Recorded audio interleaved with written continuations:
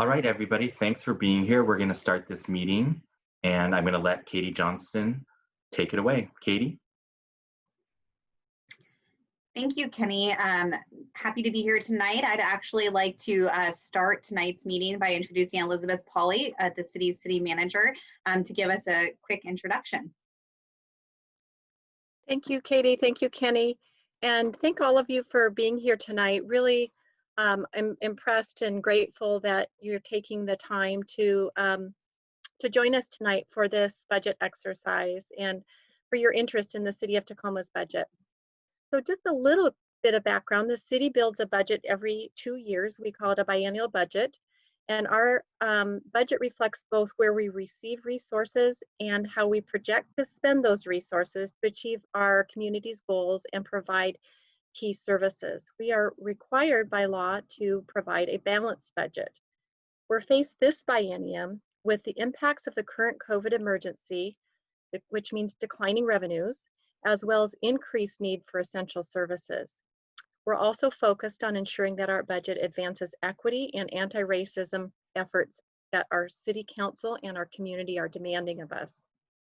So tonight, I hope that you find this to be an interactive and informative process for learning about our general fund budget, how the budget works, and some of the challenging decisions that we have. And I just want to let you know that I personally look forward to seeing you, how you approach balancing the city's budget and how you reflect your priorities through that effort. And again, look forward to your collective approach. Thank you again for your time and interest. I appreciate you coming to tonight's online forum, and I hope you enjoy it. Thank you so much, Elizabeth. Thank you again for your introduction tonight, and welcome to everyone. My name is Katie Johnston. I'm the budget officer for the City of Tacoma, and we truly value your public input into our budgeting process. Currently, we're receiving feedback in two forms. One is to better understand our community's priorities, and the second is to understand how does our budget reflect those priorities and ultimately how to balance it.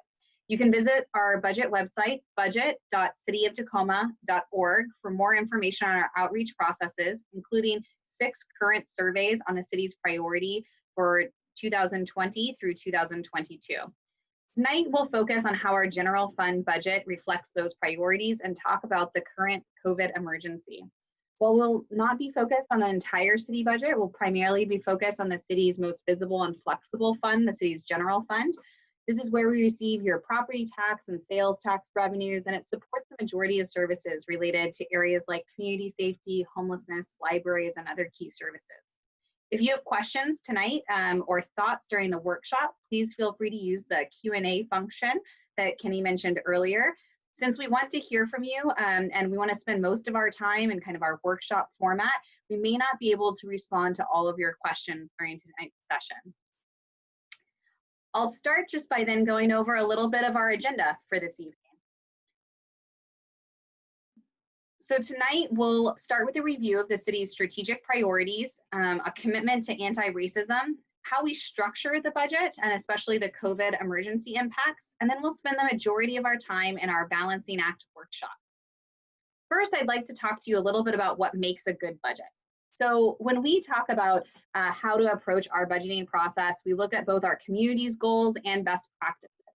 And therefore, we lead with these, the principles that you see here. So first, a good budget leads with equity and anti-racism to ensure that we're fully including and responding to the impacts of our services from an anti-racist view. The budget is aligned with the city's goals, including our long-range plan, Tacoma 2025. We'll talk about that tonight in terms of our city's priorities, which are based on our community survey, Tacoma 2025, and our city council's direction. A budget is also a great budget if it aligns out with results and outcomes. So what can we say about what's expected in terms of results from the services we provide and the resources that we've funded? To do this, we look at it intentionally at the impacts of all of the city's programs and through the city's performance management system. And one of the things that you can look at if you're interested in how we report on results, you can find out more information at our city's Results 253 website that has updated information on our city's goals. Our budget will also incorporate a long-term perspective and promote fiscally responsible actions. And the way that we do that is through a 6-year revenue and expense forecast, reserve management, and engaging our staff in continuous reviews of their budget. And then finally, a good budget includes our community. It involves and promotes effective communication, which is accomplished through our community survey, early and consistent communication with our city council, online surveys and tools, and outreach events like tonight. I'll turn it over to Jacques Colon, our strategic planning manager, to review the city's strategic priorities and commitment to anti-racism. Thanks, Katie.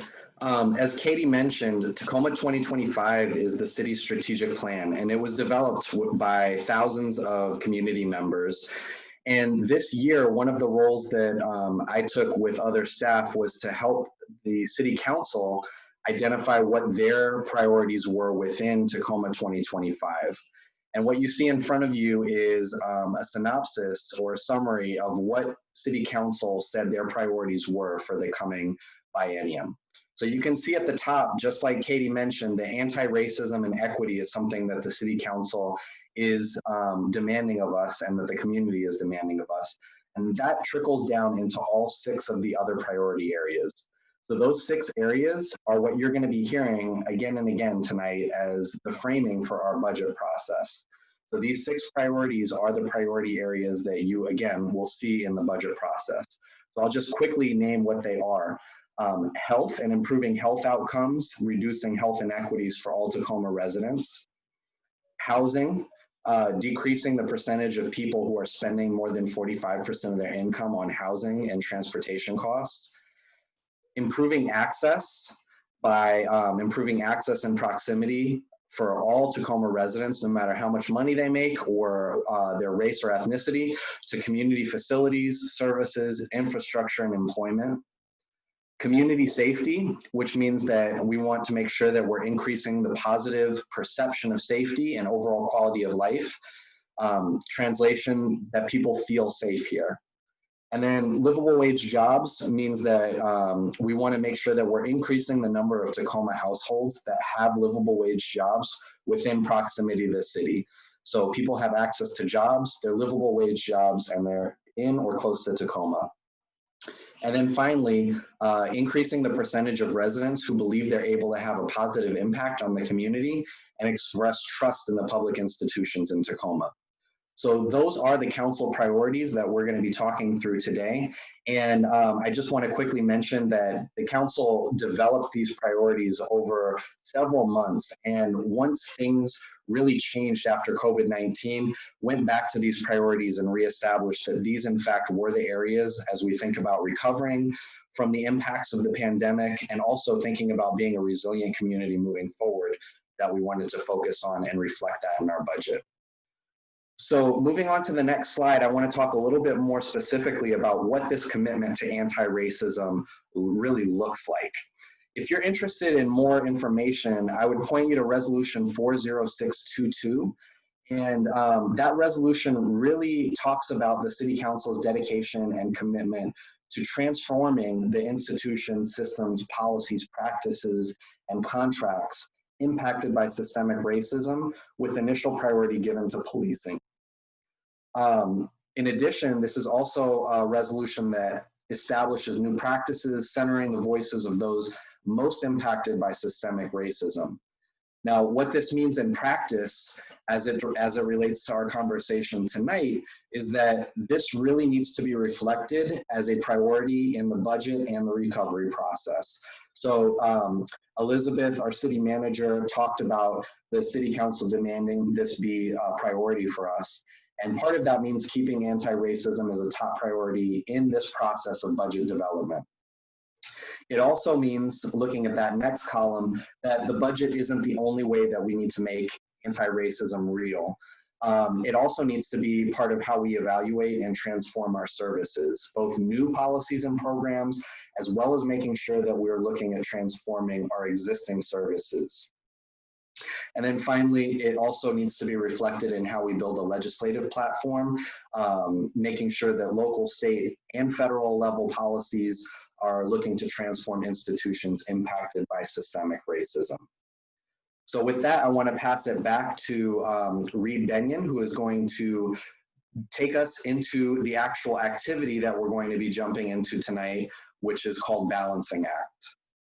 So before Reed hops into our Balancing Act activity, I'm actually going to give just a quick overview of what the general fund is.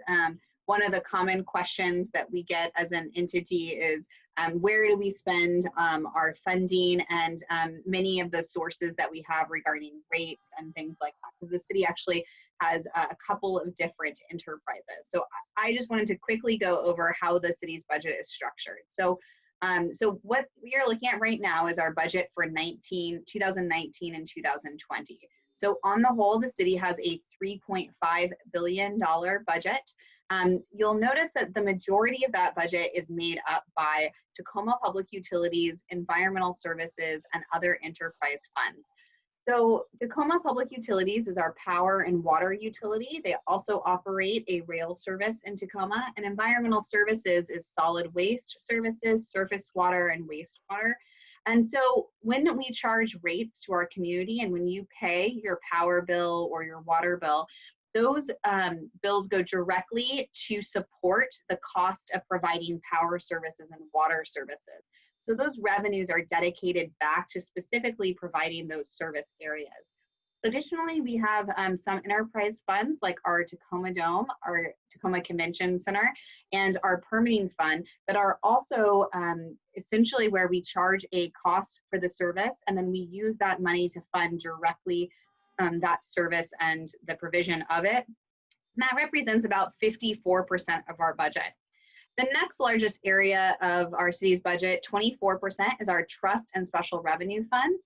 This represents how much the funding that we spend on pension benefits for retired employees, our trust funds like our healthcare and dental costs internally, as well as special revenue funds.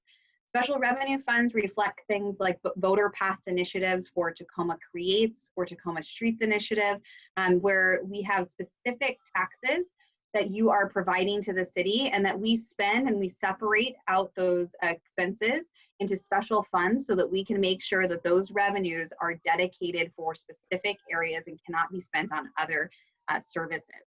We also have internal services that we provide within the city, like our HR services and IT services, and our debt and capital funds. That means that we have the remaining general fund budget, which is about 15% of our total budget. This tends to be where we have a lot of community interest and discussion. The general fund represents the general taxes you pay in terms of the city's general property tax or sales tax, business taxes, and utility taxes. And so those funds go into the city's general fund and are spent on a wide variety of services, including our police department, our fire department, neighborhood and community services, libraries, our courts, municipal courts, as well as many other service areas that Reed will detail in our activity. I want to just quickly note that the City of Tacoma is a distinct entity from Tacoma Public Schools. So Tacoma Public Schools raises their own funds in our community. And while we partner sometimes on individual programs, you will not see their funding reflected in this budget.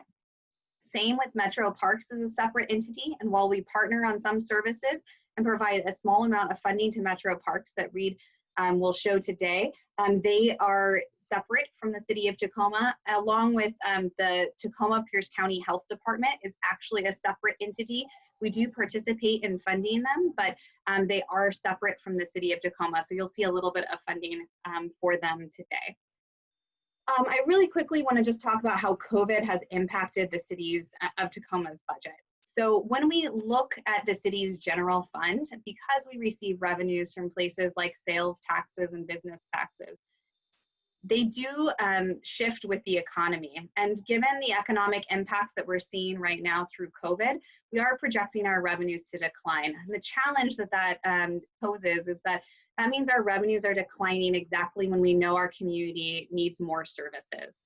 There's a lot of uncertainty about the economy, and so we will be continuing to adjust these revenue projections and be iterative over changes in our economy. ultimately, the revenues are highly dependent on what happens with our phases of reopening, how impactful stimulus efforts are, and ultimately whether or not we enter a prolonged recession. So we'll just be carefully tracking those revenues, but ultimately that's the situation that we kind of find ourselves in, that we want to ask for the community's feedback today. So when we enter into the exercise that Reed's going to lead us to, you'll notice that we have a gap in the general fund, and that's shown here. That's a result from seeing those economic impacts on our revenues. And additionally, we know that your demand for services and places you'd like to see us prioritize our resources might also be changing due to the COVID emergency response. So I'll turn it over to Reed Benyon, who's a lead analyst in the Office of Management and Budget, to walk you through our Balancing Act workshop. Thank you, Katie. Welcome, everyone, and thank you for joining us today. As Katie said, my name's Reed Benyon. And over the next 40 or so minutes, I'll be walking you through our Balancing Act exercise. I think Kenny will be dropping the link into the chat where everyone can get it. So this tool lets you see our projected general fund deficit for the 21-22 budget. Your goal in the exercise is to balance the budget. Sorry, I've lost my place already. Your goal in this exercise is to close the budget deficit by adjusting spending or revenues. And with this tool, we hope you get a better understanding of where our community desires services, and we hope to get a better understanding of where you all expect services to be provided in the future. We also hope that you come away from this exercise with a better understanding of the service the city offers and insight of what services other Tacoma residents value. As you go through the tool, I'll be providing some information on the services provided in each of our categories that we have listed, so you can better understand the funding and what funding and defunding these various services will have on service delivery. I will be focusing us on the spending categories, as they are the areas that we have the most control over. However, know that the revenues are also there for manipulation. I'm going to start by showing a quick 90-second video on the Balancing Act tool just to get us oriented. I'd like to also mention that the tool is not compatible with Internet Explorer, so you'll have to be using Google Chrome or Firefox or Safari or something like that. So let me share that video real quick.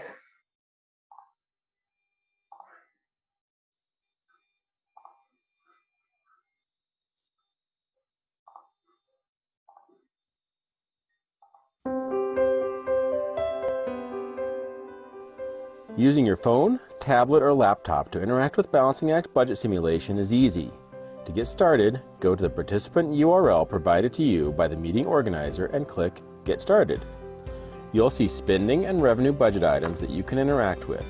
Click one to open it. The blue info icons provide additional information and context. On some questions, you can click the plus or minus buttons to change the amount. On others, you simply select your choice.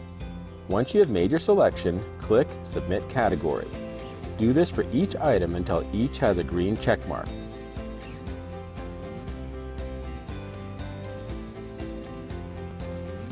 Be sure to check both spending and revenue sides. When you are done with all the items, click Submit Budget. Your results will be combined with everyone else's and displayed on the facilitator screen. Yeah. Is it not working? It's not showing your the screen, it's showing your desktop. Cool. Neat. Let me start that over. Can you see it now? No. Now. Still Yes. no. Yes. All right. Thank you for your patience. Can you hear it? Using your phone, tablet, or laptop to interact with Balancing Act budget simulation is easy. To get started, go to the participant URL provided to you by the meeting organizer and click Get Started. You'll see spending and revenue budget items that you can interact with. Click one to open it. The blue info icons provide additional information and context. On some questions, you can click the plus or minus buttons to change the amount. On others, you simply select your choice. Once you have made your selection, click Submit Category. Do this for each item until each has a green check mark.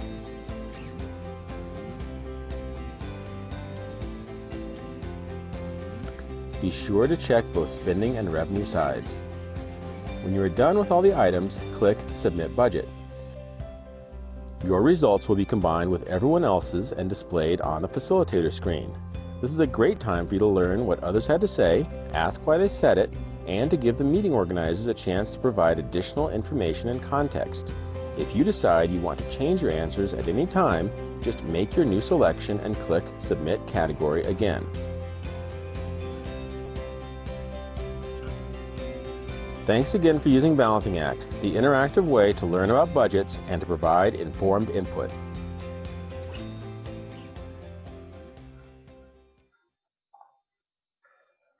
Okay. Sorry about that, everyone. We're all learning our new virtual meeting platforms on the fly. We should be more familiar 4 months into this, but here we are. So I just want to get everyone oriented real quick with the tool. I hope that was informative to you all. I'm going to now pull up the view of the tool so we can all see what we're dealing with.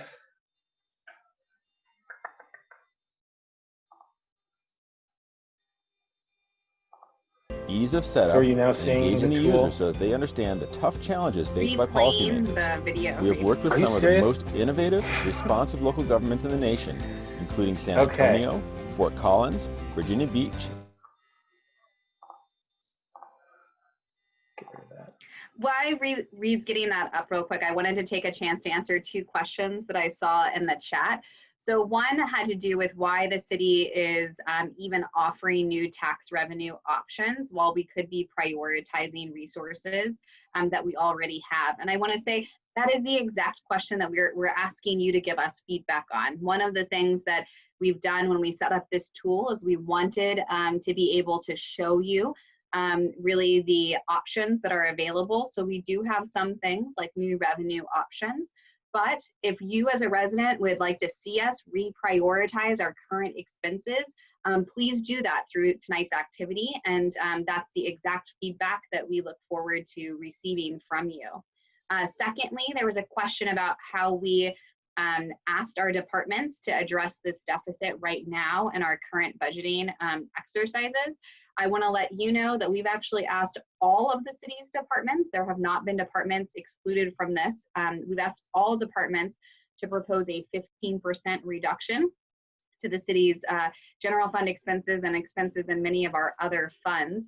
And one of the things that we do is we ask all of our departments for those reductions so that we can see the impacts on services of reductions in different areas. And so that we can get feedback from our community about where you'd like to see reductions maybe be less severe or more severe or stay the same. And so today's activity will help us better get feedback from our community about how you'd like to see those reductions actually shown in the budget that the city manager will propose to our city council. Okay. Third time's a charm. So I hope you all are seeing this screen now, the tool. I may have to jump around a little bit because I'll be shifting back and forth between the view that you have and the facilitators tool. So I just want to get everyone oriented here. This is the way the tool appears on a desktop. When you're working on a desktop, you see right here, the top is our projected deficit of $67.2 million for the 21-22 budget. On the right, you'll see our spending categories that are organized by the council priority areas, and I'll get into those a little bit more. Right here on the left, you have a donut chart showing where those dollars are spent, and then down below we have the revenues. If you're on a mobile device, it's a little bit different view. When you get in the tool, you'll just have the default view is of your spending, and then there's a toggle switch that lets you look at the revenues on the other side. There is no donut chart on in a mobile device format. So we have organized spending according to the City Council's priorities that Jacques went over. Those categories are access to facilities and infrastructure, housing, jobs and economic recovery, community safety, health and social services, and community engagement. I'd like to walk you through those spending categories one by one to give you a little bit of information on what services are provided under each category. If you want to go at your own speed or fill it out in a different order, you are free to do so. I just want to help facilitate the discussion. So our first category here is our first spending category here is access to facilities and infrastructure. This priority is focused on increasing equitable digital access, infrastructure projects and improvements, access to transit, and opportunities for youth. If you click on this category like I did, it reveals more subcategories. The first subcategory is street maintenance.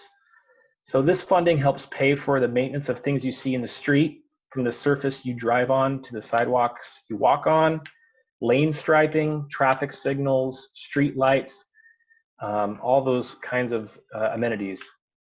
This does not represent all of the dollars that are dedicated for this purpose. This only represents the general funds portion.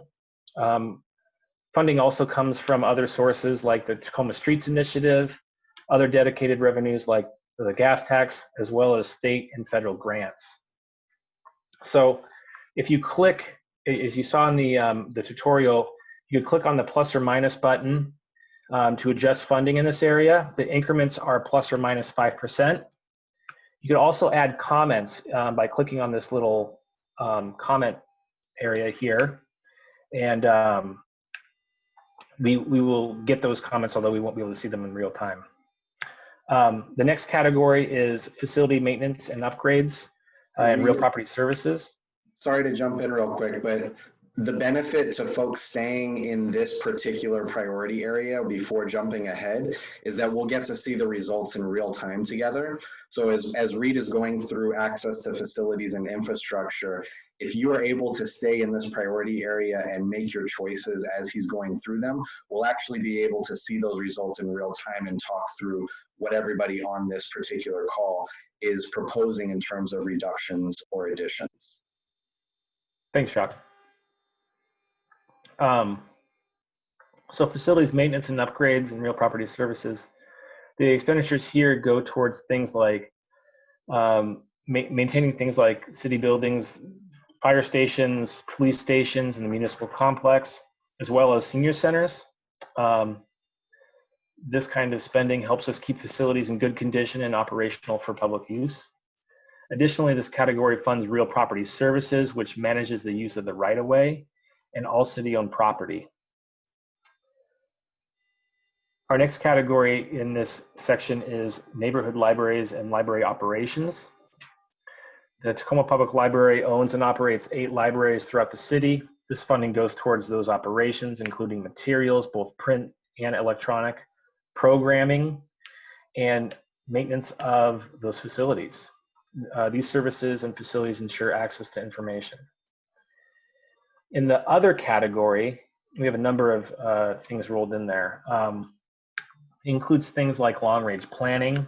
This includes work to develop the comprehensive plan, along with neighborhood and sub-area plans, and associated regulations and implementation strategies that guide future development of the built natural environment in Tacoma. It includes arts, which funds Tacoma Arts Month and public art installations. Special events, this program serves as a liaison between community leaders and private constituents wishing to hold events in the community. It also special events also runs the City Events and Recognitions Committee with membership representing all city districts. Parks maintenance is also in this other category. There are 19 parks that the City of Tacoma maintains and are actually outside of metro parks. But this category also includes contributions that the city makes to metro parks for maintenance of their parks. It also includes digital equity programs, which ensure access to internet resources by the community. So when you're done adjusting spending in this area, click the submit category, and we will be able to see what everyone here thinks of this. I'm gonna give you all a few minutes to do that, and I'll ask Katie if there's anything that come up she'd like to answer. We'll take a chance when we pause on these sections just to answer any questions that you're posing at that time. So one that I saw was whether or not the city has a large budget shortfall, like how is this budget shortfall different than past budget shortfalls? And so the main difference right now is just the severity of the budget shortfall in 2020. The comparison to past recessions is that between kind of the best year of the last recession and the worst year, it took over 2 years to see our unemployment fall, our sales tax then be impacted, and our business taxes decrease over that period of time. Unfortunately, due to the COVID emergency, since we had to shut down so many of our businesses so quickly in our community, we saw the economic impacts over the course of about 2 months when we had the March to kind of April period. And we're still climbing our way out of those economic impacts. And some of the risk that we have now is the unfortunate impacts of unemployment on our community, and knowing how many jobs will come back in the next year or 2 years. So just a little insights onto how we're projecting our budget and things currently going on in the economy. I am going to then turn it over to Jacques, who is going to give us a little wrap up for this section and talk about some of what we heard from our community. Thanks, Katie.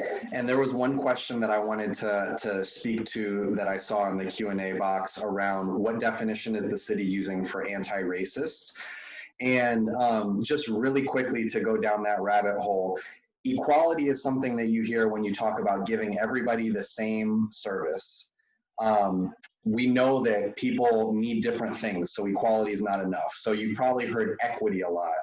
Equity is something that we talk about when we say that in order to achieve equity, everybody needs to have the opportunities that they need to reach their full potential, recognizing that different people need different things. Anti-racism is to take it even a step further and to say that equity isn't enough, because we know that opportunities are built on historic and systemic investments and divestment. So for example, looking at this particular priority area of access to facilities and infrastructures, which neighborhoods have gotten investments over the course of the city's history has been impacted by race. And that's the reality. And so in order to do anti-racist work, you have to acknowledge the impacts of race and systemic racism on the outcomes that we're seeing, and then actively take steps to undo those systems. So that's what I would say for now, but there's much more to unpack there, and we're happy to have that discussion with others that want to leave comments or find ways to talk to us about it. So, yes, Katie. I was just going to say that one of the other questions we received is how are we advancing and prioritizing anti-racism in our work, given where our public can see that we spend our current dollars. And I would say to Jacques' point, there's a lot of historical inequities in our community. And one of the things that we're asking our community is how would we reprioritize our resources to meet the intention behind the anti-racism goal that Jacques just mentioned. And so I would just say, give us feedback around that from your perspective and experiences in our community. And I also saw one technical question kind of about this section I wanted to address. There was a question of whether or not community centers are included in this category. So under the other area, we do have the city partners with Metro Parks to support People's Center on the hilltop. Otherwise, the other community centers are actually managed by Metro Parks and not included in this budget. So thank you, Jacques. I'll turn it back over to you. Absolutely. So it looks like we have 25 or so people that have submitted their proposals in this category. And what it's looking like so far is that we actually have a little bit more money being invested into street maintenance. We have a little bit more money being invested into facility maintenance and upgrades. And it looks like there is a significant investment that folks want to see in neighborhood libraries and operations. I think that's somewhere in the range of just under 10% that folks are looking to add there. And then in the other category, similarly, we see a little bit of investment. So overall, it looks like more people are choosing to add a little bit of resources into this priority area. Some people are proposing to make some cuts, but overall, it looks like this is an area that most of the people that submitted want to see a little bit more investment too. Reed, how does that vibe with what we've seen so far from the community survey results? So this survey has been up for a number of weeks now, and we've gotten about 400 submissions thus far. And it's actually, this is a little bit different than what we've seen from our general survey responses. Overall, people have reduced spending in this area by about 7%. Primarily that coming in that area of other, which I could understand. When you just see an other category, it kind of doesn't really explain what that is. So I think maybe with a little bit of context, people understand those services that are provided in that category. That's good to know. Thanks, Reed. I'm going to move on. Ready to join the housing priority? Yeah. So within housing, you're going to see as people adjust these areas change. But this priority is focused on increasing housing units, helping households afford existing housing, and increasing housing units serving people who often experience barriers to housing. The first subcategory you see listed there is affordable housing. Within the general fund, the city currently dedicates approximately $700,000 towards the affordable housing. Funding goes towards preserving and supporting affordable housing in the community. We oftentimes do this by partnering with others in the community, such as developers and property owners and housing service providers. Outside the general fund, there are other programs that support new units and rehabilitation of affordable housing. And to make, there's also services to make housing more affordable to residents. A specific example is over in Tacoma Public Utilities, where they have programs to help low-income customers. Further down, the next category is a little bit different. There's a affordable housing dedicated taxes section. And in this category, you are able to indicate if you are willing to support an increase in local taxes to support affordable housing. There are 3 options included. You can increase the Affordable Housing Trust Fund by $10, $30, or $40 million. The Housing Trust Fund money goes to create, preserve, and support affordable housing through sales tax and property taxes. If you do increase this area, it doesn't go to decrease the overall budget deficit, as these funds would be dedicated funds outside of the general fund, dedicated for affordable housing purposes. The next category is homeless housing services. So spending here includes supportive services for individuals and families at risk or currently experiencing homelessness. Programs include case management and mental health treatment, legal services, food banks, meals, furniture banks, and temporary financial assistance. These services help ensure access to safe shelter and housing. The next section listed in this category is the multifamily property tax exemption. So funding here goes to fund staff time and analysis and management of our multifamily property tax exemption program, which is a tool used by the city to help attract the development of multifamily housing.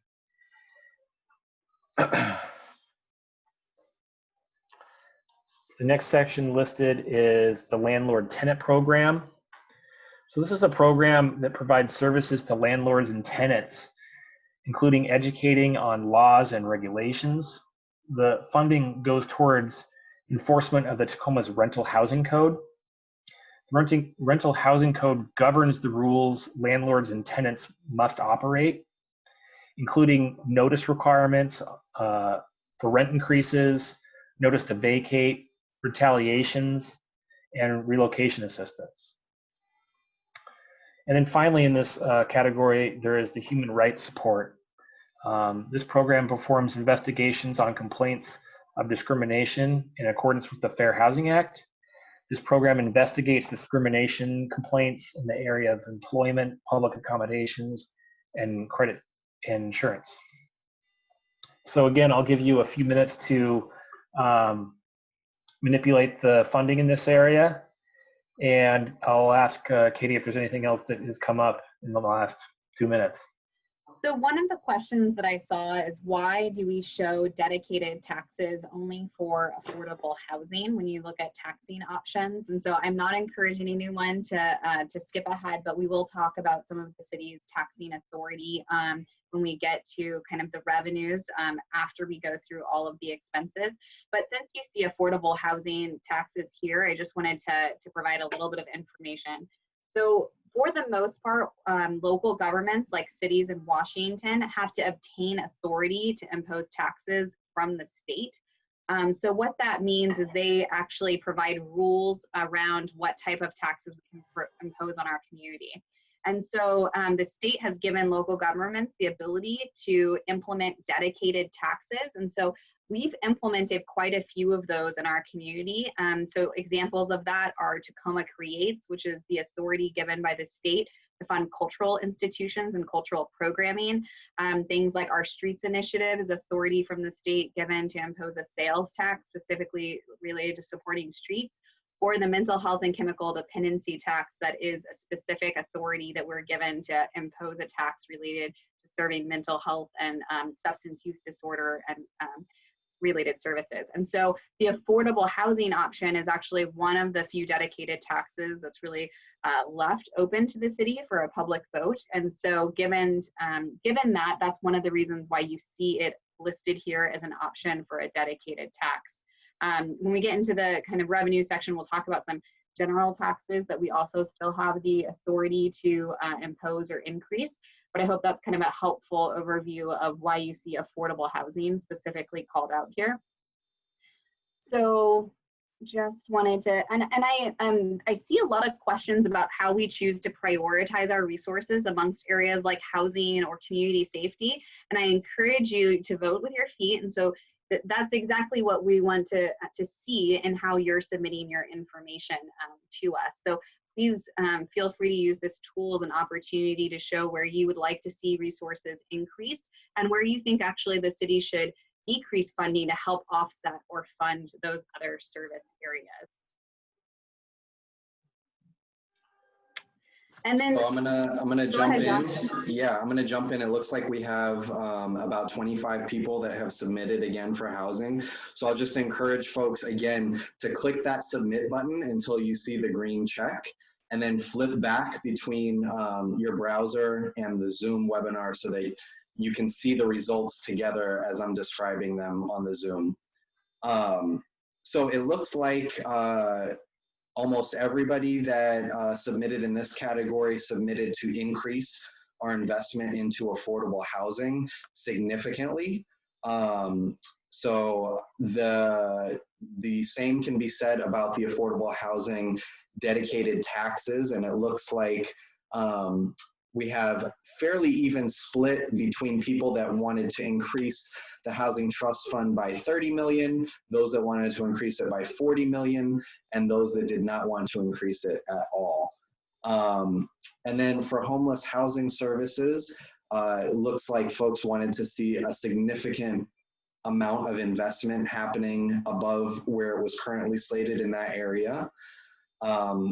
And much smaller degree, but also some increases asked for in the multifamily property tax exemption.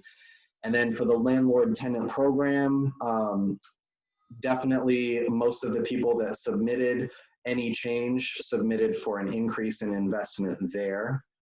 And for human rights support, we see similarly 25 people submitted an increase proposal. So it looks like, again, housing was a priority area that folks wanted to see more investment in. Reed, I'll ask again, does that match up with what we're seeing from the survey?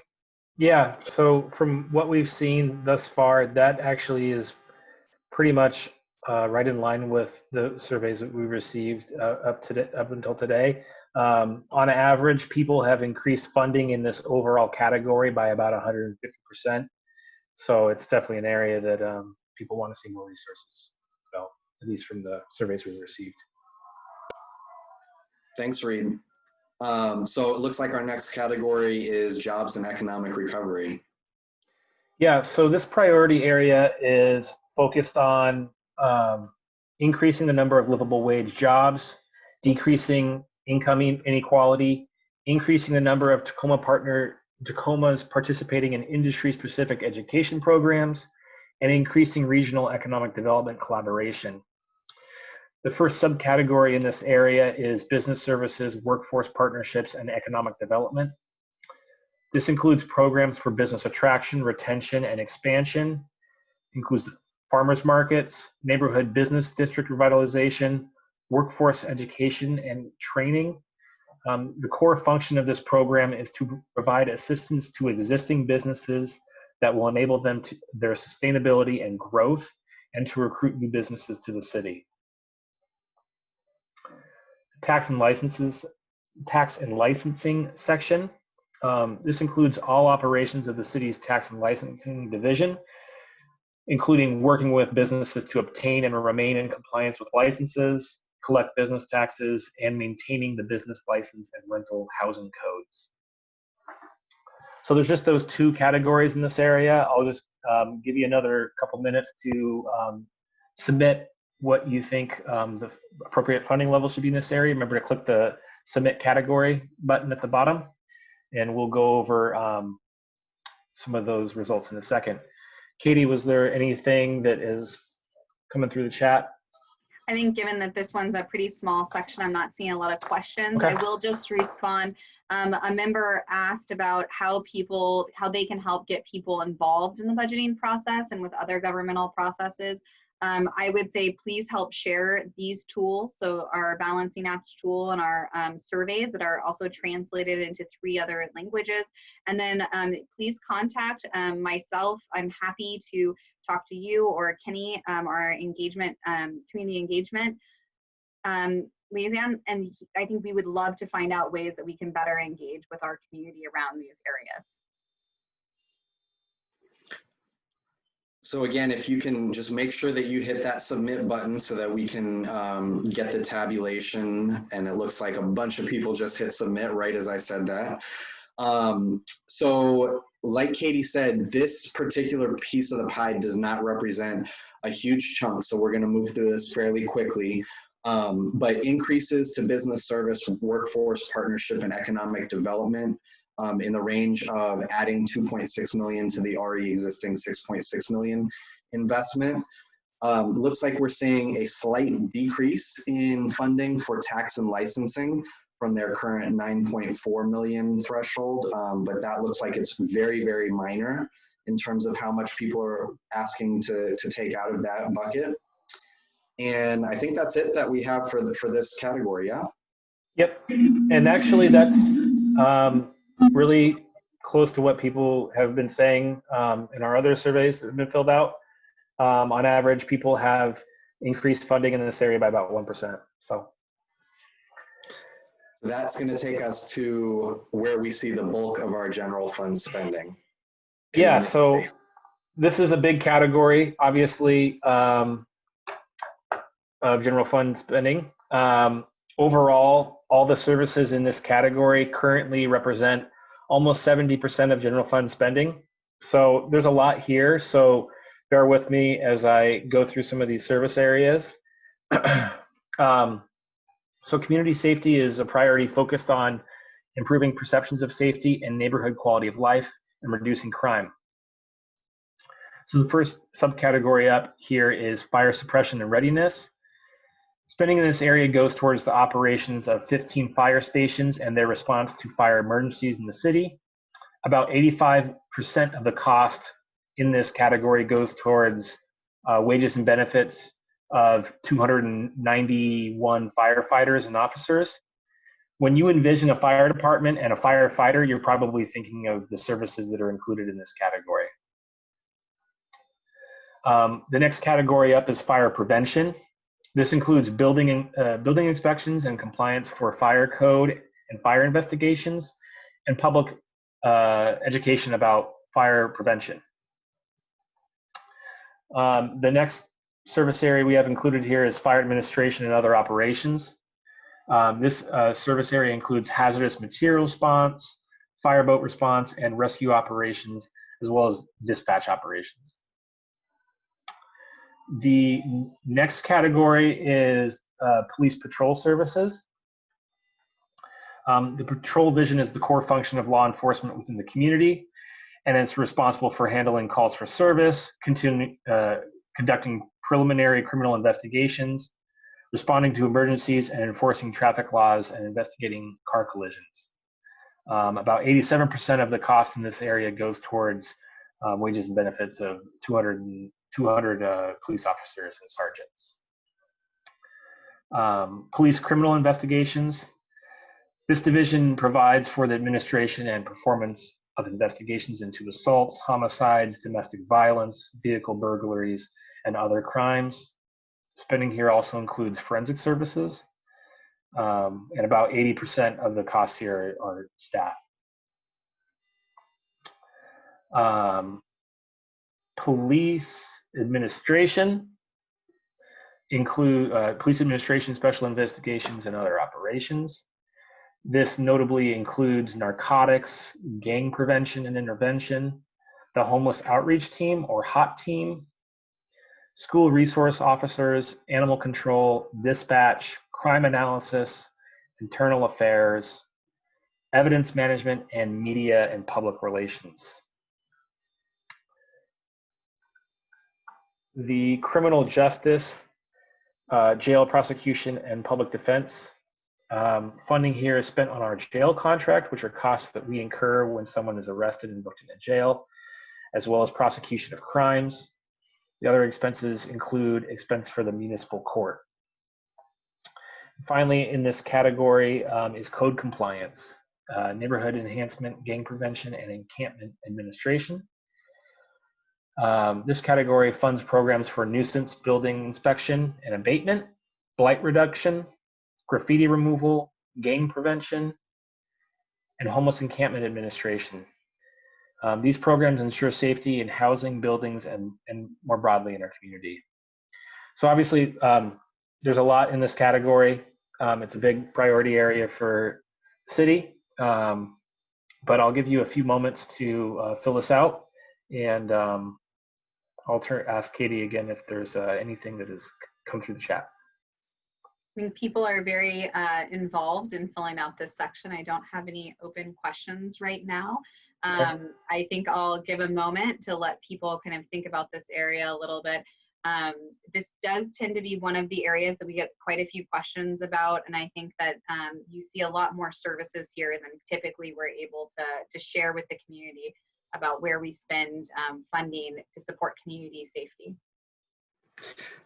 And Katie, while folks are hitting that submit button, I'll answer a few of the questions that I saw come in previously around housing and economic development. So in the same vein of anti-racist actions, I saw a question about whether some of the economic development programs would focus on Black, Indigenous, and other people of color owned businesses. And the answer to that is absolutely. A lot of the programs that we have right now, both sustained programs, but also direct COVID response programs, are being, we are making sure that those businesses in particular are being communicated with, are being supported, and have access to the resources that they need. The other question that I saw that I wanted to answer was around housing, and it asks what housing programs would most impact or most help people that are being evicted as a result of COVID. We have several programs that are specifically aimed at those people that are not represented in the general fund budget that we have other funding sources for. But all of the affordable housing work that we do, especially the landlord tenant program that you saw as a call out line item, is intended to make sure that tenants are protected to the fullest ability that we have as a city. While also making sure that landlords are able to maintain properties and maintain, you know, the units that we need to get everybody housed. And then the last thing I'll say is people are finishing to submit, because I see that we do have more submissions in this area than we have for any others, is that somebody asked, what are some examples of specific anti-racist policies as a response to what we're talking about? And I'll just, in the housing area, I'll point people to residential redlining as just an egregious example, which if you type in residential redlining Tacoma into your search engine, you'll see a map from 1937 that literally mapped out which neighborhoods in Tacoma people could and couldn't live in based on their race and what investment grades those neighborhoods were given as a result of who lived there. That has to be taken into account as we think about our housing policies. So if anybody wants to contact me offline, we can go deeper there. Katie, I see you have something before we jump into the results. So I just wanted to take advantage of the opportunity to answer a couple of questions that I did see come in. So one note that if you are specifically in your tool making reductions in a certain area because you want to fund a different area, there is a comment function. Please submit comments along with your reductions. That's a really helpful guide for us to understand why you're reducing an area or increasing it and kind of understanding your intent. So that extra information is really important to us. And then Jacques, I just wanted to take a moment to also recognize when we talk about resources available to our community right now, we are spending some of the city's funding on the rental assistance fund and rental assistance program right now. So if anyone has questions about that, you can look up rental assistance on the city's website. That is a place where we've both taken a very hard look at anti-racism and approaches to including equity and how we provide those resources, but that is also quite responsive to the current situation facing many renters in our community. Great call out, Katie. Yeah, and people can find more info about the rental assistance program and the application on our website, like Katie mentioned. All right, so let's jump into the results in this section, and starting with fire suppression and readiness, it looks like we have a proposed reduction there of just under 5%. And for fire prevention, similarly, we have a very small reduction of $4,000. So in general, fire prevention was balanced out. For fire administration and other operations, it looks like we have, again, about a 5% proposed cut in that area. And then we get to police patrol services, where the story looks to be a little bit different, and we see that 49 of the 52 people that submitted an average cut in this area of more than 50%. So this seems to be an area that folks thought we could definitely see some savings on.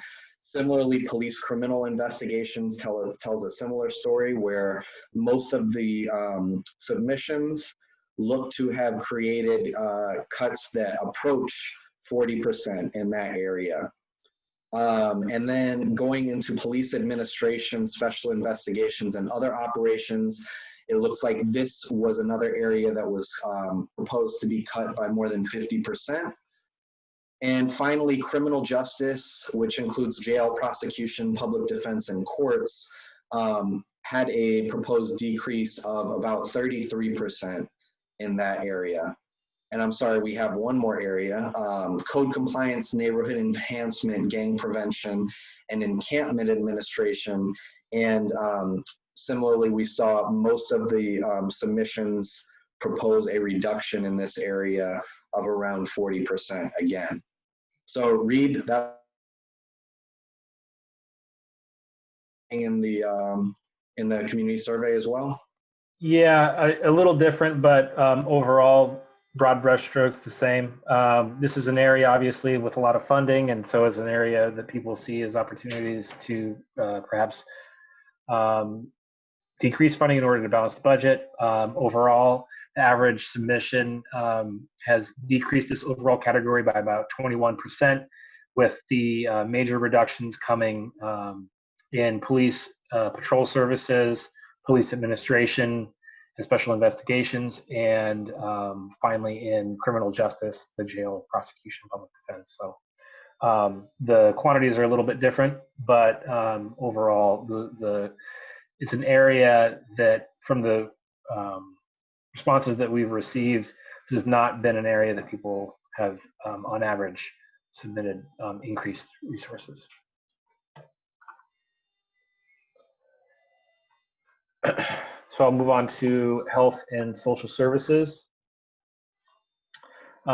This priority area is focused on improving and protecting environmental health and natural resources, improving access to healthy and affordable food, addressing racial and other health inequities, and improving equitable access to health services. The first category up here, subcategory, is homeless services and the stability site. These funds direct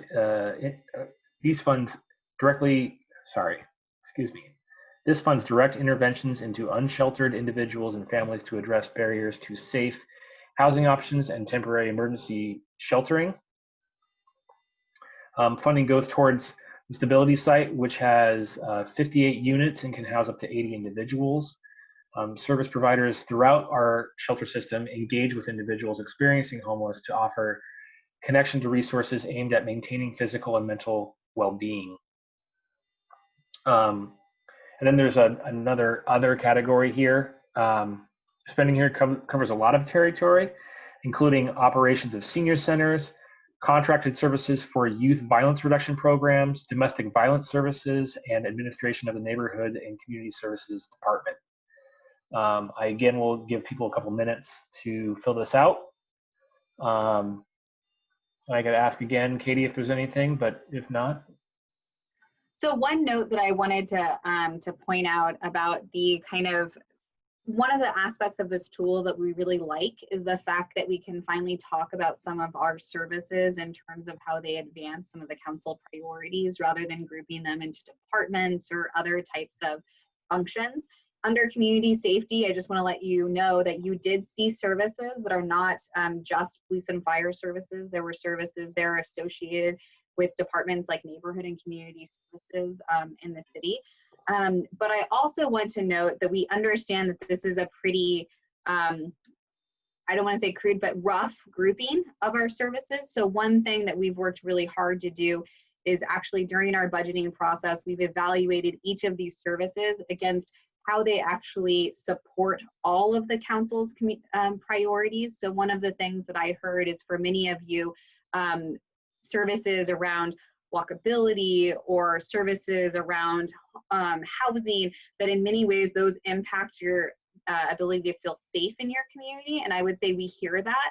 And that I will admit that the way that we've grouped things here is kind of a rough grouping, and something that we're trying to bring is a little bit more complexity when we bring forward information this fall about some of the co-benefits of programs and how they really do advance perceptions of safety in our community beyond what you'll see here today. So thank you so much for that feedback, and that's something that we'll continuously try to improve. And I also see a lot of comments around technical issues or things that we could do better next time with our tool. Thank you so much for that feedback. We'll continue to take that into consideration. This is our first year using this product, so thank you. Katie, I wanted to say something about that. You're right about the groupings, and the things that make people feel safe or unsafe vary person by person. We have a number of surveys that you mentioned earlier that are out there where we ask more open-ended questions around, what are the things that you want to see in your community to make you feel safe? What are the things that make you feel unsafe in the community? And I've been going through some of those answers, and a lot of the time they are things that aren't really traditional, like what we would label public safety services. They're things like, I want better lighting on my street. I want, you know, a sidewalk and crosswalks, you know, some of those things that are more, we would probably categorize them as infrastructure, but they also contribute to the sense of safety throughout the community. So those are good places to go if you want to provide some of those, some of that input as well. I really appreciate that. I also want to note that I saw a couple of comments about the fire department. And one of the things that I just want to emphasize is our fire department does provide fire response services and also emergency medical services that definitely support health and health efforts in our community, but they're really kind of responsive rather than proactive. But we have several proactive community health programs actually in our fire department. So just acknowledging that as well.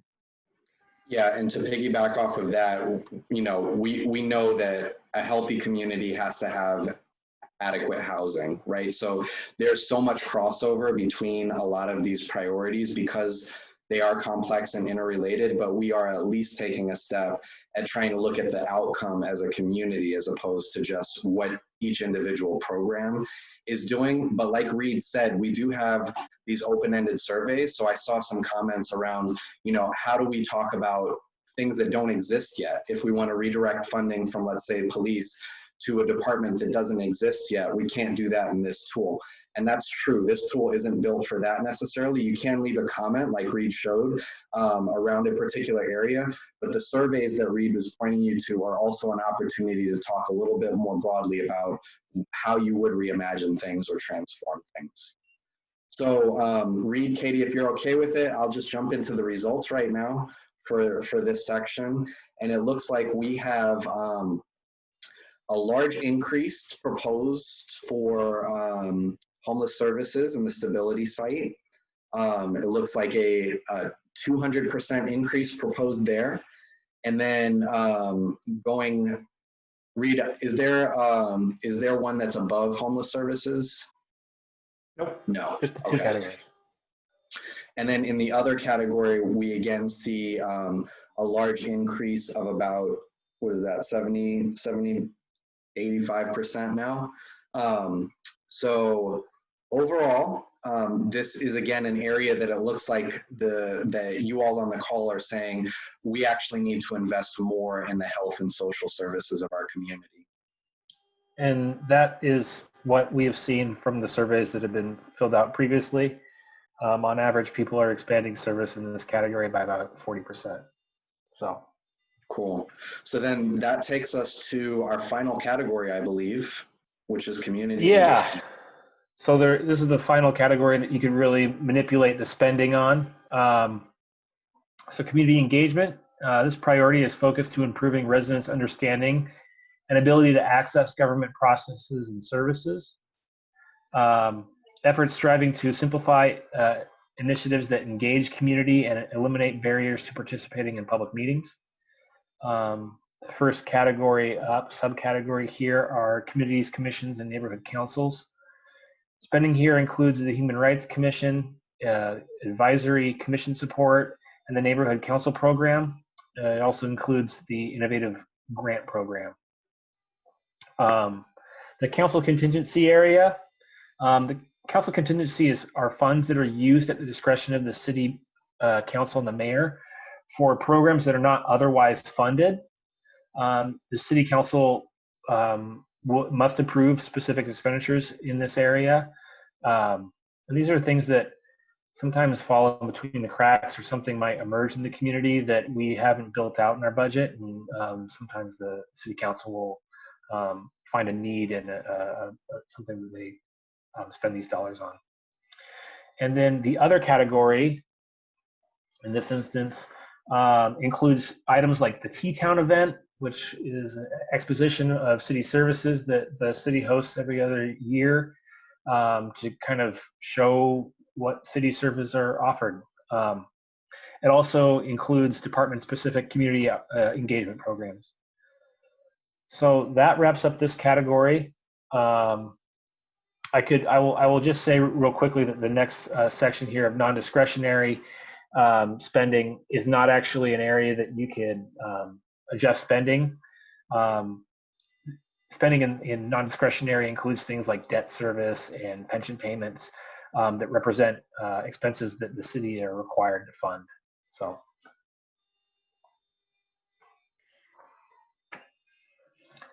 Any questions, Katie? Anything that's come up? No, do you want me to head over into the revenue section? Sure, we do that. So, so before I start with revenues, I was going to make one kind of final comment. I saw a question around this fact that Jacques, Reed, and I were using language around perceptions of safety, and so one of the reference points that we have that we're using when we use that language is our community survey. So we do a survey of community residents, over 700, that's statistically significant and really represents all individuals in our community. So it represents our community completely when we do this, especially by racial, income, and age breakouts. And so one thing that I will note when we talk about perception of safety is we do look about disparate responses. So in our last community survey completed in January of this year, 82% of white residents indicated that they felt overall very safe or somewhat safe. But we saw lower responses for our Black and Hispanic residents in the low 70s. And so I just wanted to kind of acknowledge that as we talk about how we are looking at perceptions of safety, and then also why we want to understand more from our community about what it means to feel safe through those surveys that Jacques and Reed also mentioned. So going over into our tax areas, I just wanted to give a quick overview of the revenue options that you'll see in front of you. So we've tried to keep this very pretty simple. And so what you'll notice is that we show primarily increases in revenue. Some of these categories, we do have the ability to decrease the revenues, but given the budget situation that we're facing, we primarily left it on the increase side. If there are areas that you want to see decrease, please provide that feedback to us and comments. We know that expenses are one way of balancing the budget, and reviewing revenues are another, and looking at where we collect tax revenues. We do have the ability to raise some of our revenues through a city council vote, and other revenues through a vote of the people. I do want to acknowledge that some of these sources would, of course, be impactful on our community, either from a regressive standpoint, impacting lower income residents more than higher income residents, and that the timing of the taxes could be impactful on our economy when we are trying to increase spending and economic generation and address unemployment in our community and increasing taxes at the same time. But we wanted to at least put out there the options that are available to our community as you look at balancing our budget.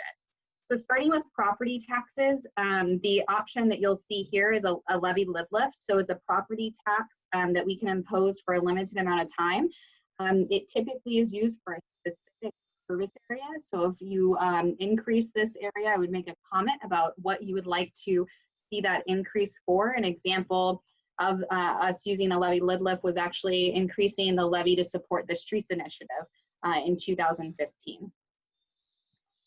In terms of sales tax, you'll see that we do not have the ability to increase our general sales tax at this time.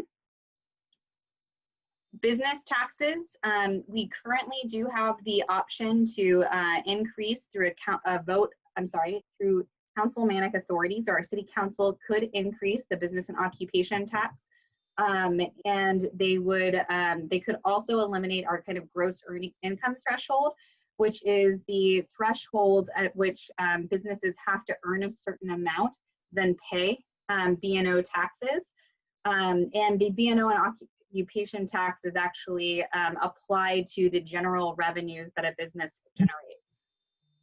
Our utility taxes, this tax represents a tax that are actually charged to both public and our public and private utilities that operate in the city of Tacoma, and it's taxed on their revenues.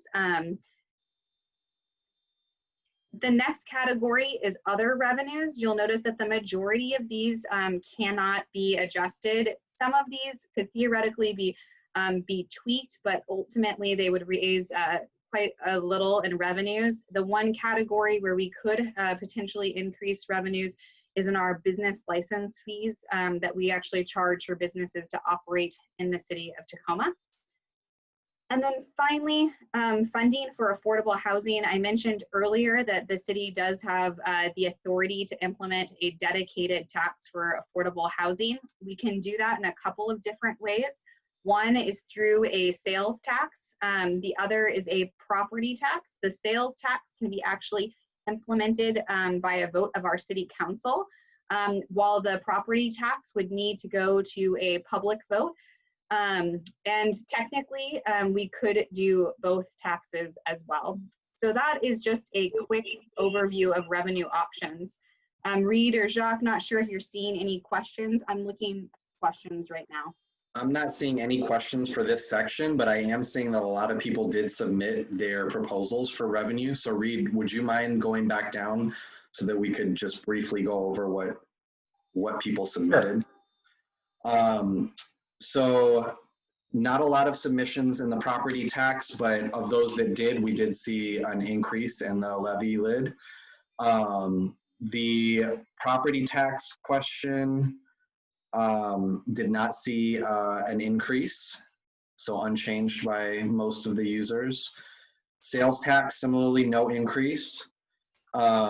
Business tax, we saw a slight increase of 5% from today's proposals.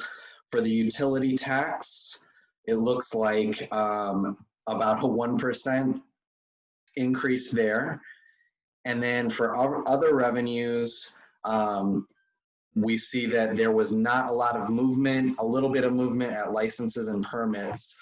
But going down, it looks like the affordable housing area was the one that we saw the most action around. Mm-hmm. So jumping down there, it looks like we had more than 25 people submit something here. And of those 25, it looks like all but 2 wanted some sort of additional funding for affordable housing, either through sales, property tax, or a combination of the 2, with a sales tax only option getting the least support of those options. Anything to add there, Katie? Okay, so Reed, I did see a question from somebody saying that they would like to, before we sign off, to quickly go through the categories one more time, since they've now had a chance to go through each of them. Would you mind going back up to access, and we'll quickly just go back down? Yeah. So I won't go through each of these areas, but I will just say, as Reed is scrolling through, that overall access to services and facilities was an area that it looks like people did want to see a little bit more of an investment into, which is a similar story for housing. And I think housing was the area that people wanted specifically to see the details for. So going to that top area, it looks like the affordable housing programs that the city runs were an area that people wanted to see a lot more investment into. And then for dedicated taxes, again, this was an area where it looks like the people on this call want to see some sort of tax increase to be able to support more affordable housing in our community. Homeless housing services is an area where we see a 500% increase proposal for today's call. And the multifamily property tax exemption saw a slight increase. And then the landlord tenant program was another one where we saw more than 200% increase. So I guess that's a 100% increase. That always confuses me, that statistic. Anyway, human rights support was another one that we saw a big increase from the proposals today. So overall, just to summarize, housing was an area that participants today said that we needed to significantly increase our city's investments towards. Similarly, we see that for business services, a 50% increase. For tax and licensing, a very slight increase, but an increase. So this was not an area that very many people felt like we needed to cut significantly. And then community safety, again, this was the area that we saw the most significant cuts. some to fire in the range of 5% for the fire suppression, a slight increase to fire prevention efforts, a 5% decrease to fire administration, and then our most significant cuts came in the police patrol services, police criminal investigations, as well as police administration, special investigations, and other operations, and finally criminal justice. And then in the area of code compliance, neighborhood enhancement, and gang prevention, we saw about a 40% decrease proposed there. So health and social services, significant increases in proposed funding for both homeless services and the stability site, as well as other health and social service investments. And finally, in community engagement, we saw again increased investments into both the committees, commissions, and neighborhood councils, as well as the council contingency funds. And then an increase for other community engagement efforts. And I saw comments from folks about what your interpretation of other in community engagement meant, and all of those comments are very well received. So thank you for submitting those. Katie, Reed, were there any other call outs or themes that you wanted to bring attention to? I don't think so. I mean, I would just overall, from the people on this call, we not only cut $67 million out of the budget, but we ended up with a surplus. I think, that's good to know, and I would encourage people to provide comments, because it's not likely that the city would end up with a $30 million surplus and not offer additional services. So if there's other services that people on this call, or if you fill this out later, other services you want the city to provide that aren't currently represented in this tool, please make a comment and let us know. That's valuable information for us. So thank you, Reed and Jacques. I'm just going to take a moment to wrap up for this evening. I just wanted to thank everyone for joining us. I hope that you felt like it was a productive use of your time and that you're more familiar with the services the city offers. I can say that we really appreciated that you dedicated your evening to providing us with this feedback on the city's general fund budget. We'll be sharing what we heard from you tonight with the City Council at the August 18th study session. At that study session, we'll be providing feedback and information on both the surveys that we've provided, as well as the Balancing Act tools. There's still time to provide feedback. We'll have all of those sites active until the end of the month so that you can still provide us feedback. The city manager has been able to listen to tonight's activity, and we'll also be sharing all of the results with her. And I want to just let everyone know that if you'd like more information or want to stay updated on the City of Tacoma, the budget process, you can use the city's website. So for budget development, that's cityoftacoma.org/budget development. Elizabeth, would you like to say anything before we close out? Just again, thank you everybody for participating and for your great feedback. It's helpful. Thank you so much.